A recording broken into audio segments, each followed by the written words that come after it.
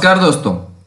प्रत्येक राजनेता और वर्ल्ड पॉलिटिशियन चाहे वो कितने भी अच्छे हो उससे क्रिटिसाइज का सामना करना पड़ता है।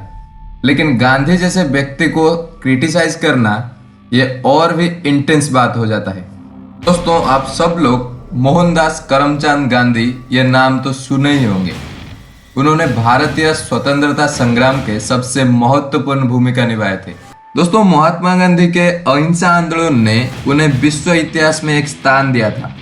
भारत में लोगों ने गांधी को महात्मा के रूप में जानते हैं। उनके तस्वीर मुद्रा नोटों पर चित्रित है और भारत के राष्ट्र के पिता के हिसाब से वो जाने जाते हैं। भारतीय लोगों में गांधी के प्रति बहुत अधिक सम्मान है। इसके बावजूद भारत के साथ साथ विदेशों में भी गांधी के बहुत सारे क्रिटिसाइज भी होते हैं। तो दोस्तों, आइए आज देखते हैं गांधी जी के बारे में कुछ काला सच। दोस्तों, 13 अप्रैल 2015 को दक्षिण अफ्रीका के जोहान्सबर्ग में महात्मा गांधी के प्रतिमा को कुछ लोगों ने तोड़ दिया था। वो लोग थे अफ्रीकन नेशनल कांग्रेस के लोग। वो लोग सारे व्हाइट कैप पहने हुए थे और मूर्ति को गिराने के बाद उन्होंने नारा लगाया कि जातिवादी गांधी को गिरना चाहिए।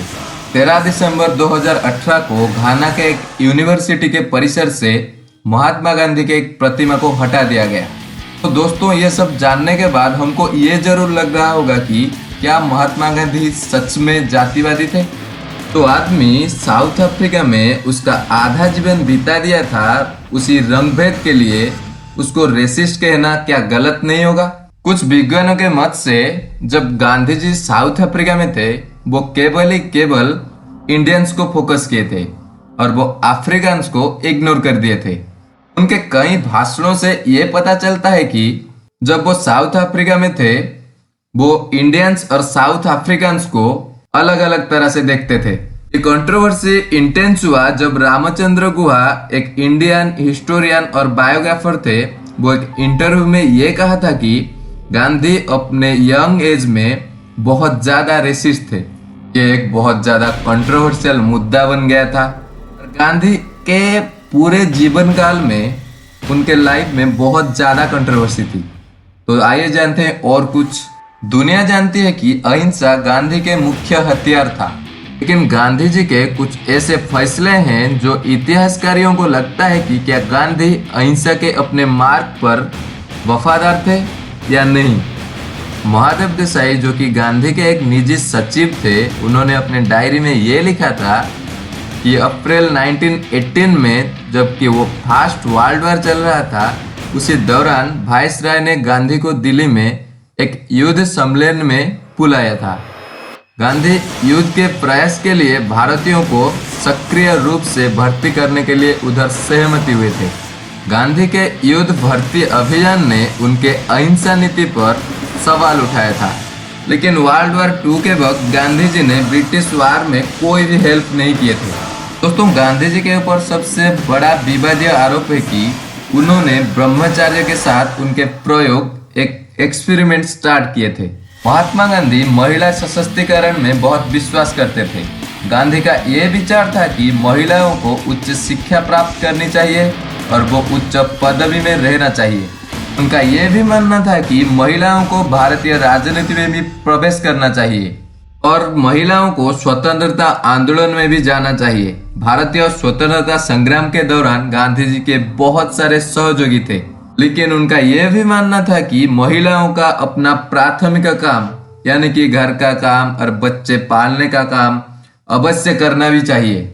रामचंद्र गुहा ने यह खुलासा किया कि गांधी ने अपने सेक्सुअल डिजायर को फुलफिल करने के लिए अपने 19 वर्षीय महान भतीजी मनु को अपने बिस्तर में सोने के लिए कहा था। रामचंद्र गुहा ने एक साक्षात्कार में यह कहा था गांधी जी को उनके खुद के सेक्सुअलिटी पर टेस्ट करना था। वह अपने सेक्सुअलिटी के लिए बार बार परीक्षण करने के लिए ये सब प्रयोग कर रहे थे। उनके डॉक्टर सुशीला नायर भी उनके साथ एक बार स्नान किए थे, जो कि उस समय पर सब लोगों को पता था। उनके स्टेनोग्राफर आरपी परशुराम ने अपना आश्रम छोड़ दिया था जब गांधी ने यह सब एक्सपेरिमेंट को रोकने के लिए मना कर दिया था। अब मी टू के युग में ये सब नहीं चलता है। ऐसा लगता है कि गांधी, जिन्हें महात्मा माना जाता है, वो महिलाओं के चरित्रों को लेकर कुछ भी चिंतित नहीं थे। जब उनके पत्नी कस्तूरबा बाई निमोनिया में पीड़ित थे, उस टाइम में पेनिसिलिन वैक्सीन लेना बहुत जरूरी था, लेकिन गांधी जी उसको अलाउ नहीं करते थे क्योंकि वो मानते थे कि मेडिसिन एक एलियन है और भगवान उसे ले जाएंगे। अनफॉर्चुनेटली ये हो नहीं पाया। वो कभी भी अपना डिजीज क्योर करने के लिए पेनिसिलिन वैक्सीन ले नहीं पाए और वो बाद में मर गए थे। जबकि एक तरफ गांधी हिंदू मुस्लिम में कोई भी फर्क नहीं देखते थे और एक दूसरे साइड में वो उनके बेटे को मना किए थे कि एक मुस्लिम गर्ल से विवाह करने के लिए। गांधी जी अपने आप को हिंदू कहते थे, लेकिन गांधी जी एक बार वंदे मातरम गाने पर बयान लगाया था, जो कि इंग्रेज को विद्रोह करने के लिए एक राष्ट्रीय नारा भी था। मोहम्मद अली जिन्ना भी ये चाहते थे कि वंदे मातरम गाने के ऊपर रोक लग जाए। 1940 में कांग्रेस के एक घोषणा पत्र में मोहम्मद अली जिन्ना उनके साथियों को यह बताया था कि ये नारे का उपयोग ना करें। हमें अपने नेताओं को प्रशंसा करनी चाहिए, लेकिन ये जरूरी नहीं है कि उनके हर विचारधारा के ऊपर हमें चलना चाहिए।